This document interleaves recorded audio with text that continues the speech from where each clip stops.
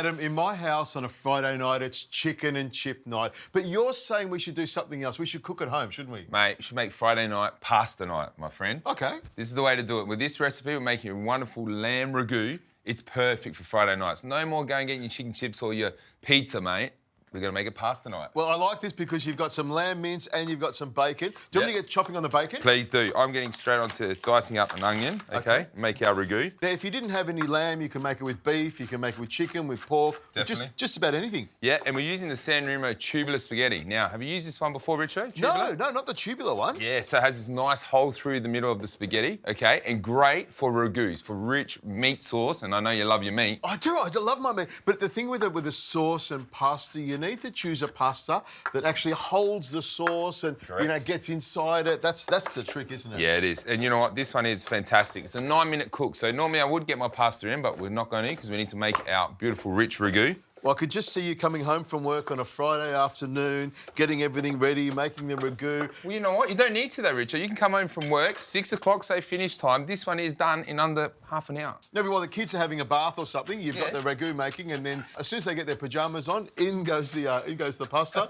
and it's cooked in no time. Nice. Now, basil you've chopped up nice and fine. Olive oil. We need to get into the pan with our onion also. And bacon goes in there as well? Yeah, we want to render out all that wonderful flavour in the fat. Is there enough bacon there now? Oh, there's plenty, mate. I know you.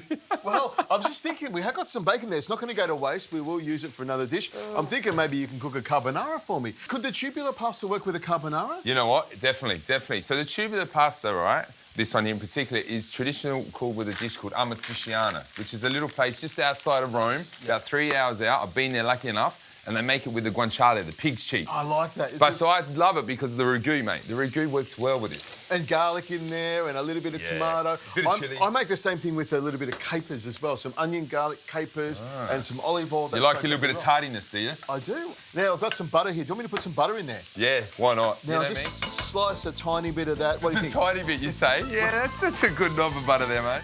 In the butter goes there, and that will melt down beautifully. OK, Rich, so in a couple more minutes, once the onions and bacon nicely caramelised, we'll add in the lamb, brown it off. Good. I'm hungry.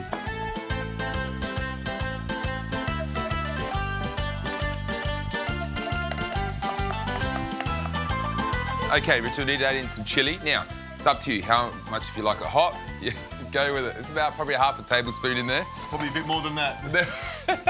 I like a little bit of zesty, you know. Oregano? Pick me up oregano, of course. Lamb and oregano, best two mates. And you just sweat that off a little bit to bring the flavour out of it. Now, red wine. Now, good splush of this one here. That's it. Probably about a cup in there. Now, I've saved a little bit for us later on. We have a little sip of that one. Perfect. So now we need to get our pasta into the boiling water, OK? I'm going to do your trick. Do it. Ah, Richo, look at this. Try that. A little pinch of salt. In goes the pasta. Make sure we get it all in there. Now, just remember to give it a little stir, all right? So that way, obviously, the spaghetti cooks nice and evenly and they separate. Now, that'll take about 9 minutes. Should we put some passata into there? Yeah, let's get the passata in. Or about 2 cups, you think? Yeah, you know, look, if you make your own passata, use it. Otherwise, from the stores, no problems. That's going to come to the boil. That pasta's going to cook about 9 minutes and I'll be tucking into some beautiful pasta. I really can't wait for this at all.